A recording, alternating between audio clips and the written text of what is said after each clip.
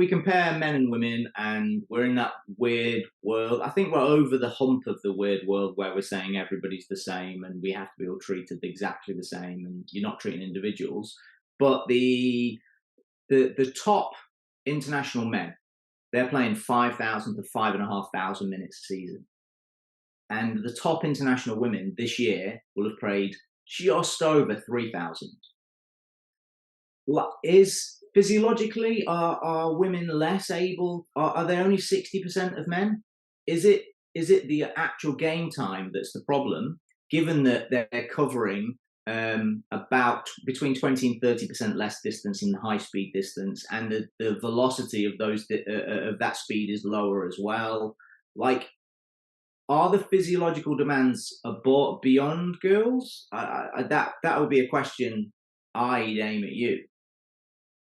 I definitely see what you're saying, and I've wrestled with this a lot. And I actually got a course from Emma Hayes and Raymond Verheyen where they talked about this issue, and it really changed my perspective on it and how a female body might not be able to handle the amount of load that a male body is handling and all the games and training sessions that they're undergoing. And that is something we should consider and research more, and I don't want all the females listening to think that, it makes you any less than. It just is what it is, and it's really just looking out for the health of our girls. But yeah, it's something I'm just trying to research more and understand, and I definitely get what you're saying, and I don't think a lot of people are considering the female physiology and load management. It's different. That's all I'm Yeah. saying. It's different. So in the same way that you have 10 different kids show up to your gym, to your training session, you treat them all individually, and you assess them individually, and you prescribe and program for them individually. They all have individual targets. They all have individual periodization that you'll get better at programming over time as you get to know them. That is how we should be dealing with women, rather than saying better or worse than men. We need to step aside from this. Men's football is a different sport to women's football. If we accept those two things, and instead of looking at the men's periodization models, we should be going, what? How does the physiology of this girl adapt to the stresses that are unique to them? That's all. And they should be creating our own periodization model for these girls. I just one extra thing I wanted to ask you about is that if this is an impossible discussion. I think it's right. I think most scientists would argue that the validity of it, and I understand in this world it would never happen. Men are about 30% bigger than women. We play on the same size pitch with the same size goals. The constant stereotypical ridiculing of female goalkeepers, my feeling is that it has been for across time, female goalkeepers aren't necessarily the best version of female footballers. I think that's got a lot better recently. You're seeing way more athletic keepers. But if the ball is in the corner, it's going in. And in men's football, it's not the same. But men have 30% less distance to go. My feeling would be either reduce the goal size by 30%, so it's actually relative to the female body, or we actually increase the goal size by 30% for men, which I think is probably more possible, because women don't want to feel less than. But increase the goal size for men, and then we can laugh at them because they can't get to shots that are in the corner. But it also works with distances around the pitch. It's the same distance, and women are smaller.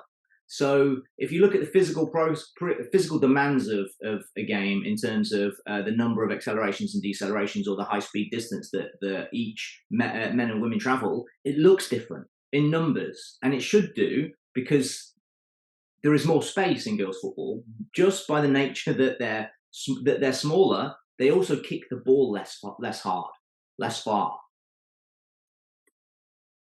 So Yeah, I'm trying to think because I think a lot of performance coaches would make the argument, let's not change the women's game, but let's just prepare them for that stress better than we are. Can we? But That's the thing. That's saying that these are the demands that are set by men's football. Is it possible? So what we're doing by this is going right. 100 meters, the best time, the winners of the 100 meters can run 100 meters in 9.68. That's what we have to prepare these girls for. Well, the girls are always going to lose, right. and in all likelihood, if we train them for that, they're just going to break. This is a great discussion because people find it really hard to step away from this idea that, girls might be weaker. And that's what we're saying here. But no, you have to really use discernment and realize it's different, like you said. And I think this is especially important to discuss for the female athletes who are going through puberty.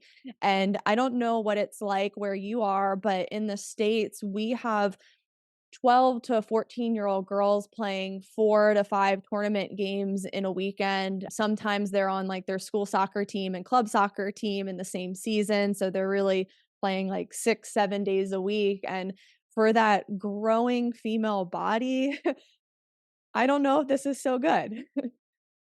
I couldn't agree more. We yeah, it's. I don't think it's good for boys football, but we now have the academy system in England where we have this thing called the EPPP, which they try to set standards, scientific standards, of which they have to hit. So they record all movement of all kids from training load, playing load, and then it goes back to a central database, which is governed by the FA, basically. And it holds them to a set standard so that there are high level practitioners applying things like growth and maturation status. They're monitoring growth and maturation status.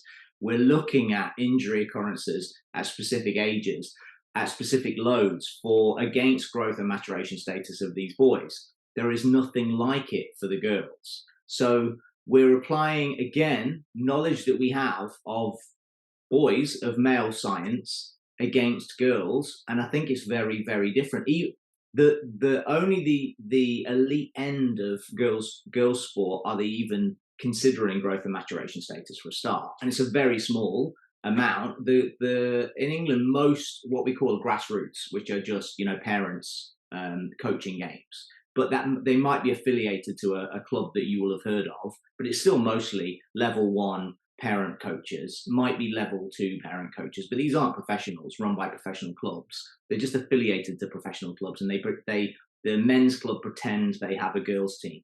That's mostly how it works in England. And so they don't have any understanding of the physiology of teenage girls. They just play more and more and more and more. And it's hard to get away from the fact that the average 16-year-old academy boy has played about 6,500 to 8,000 hours of football. And the average 16-year-old girl has played between 1,600 and 2,000 hours of football. So everybody is aware it's so much less, and they need to play more to increase their experiential learning and all of the good stuff. But you can't do it all at the same time. We need to find a better way to expose them to maybe not even games. They definitely need to play games, but we need to find a way that they will go and play on the playground with their mates, which is how most learning occurs from a technical skill perspective. And I don't know how we do that because society sets rules. Like you go to high school, you don't go to high school. You've been to high school, and cool girls do this, nerdy girls do this, and in England, it's not cool to be playing sports.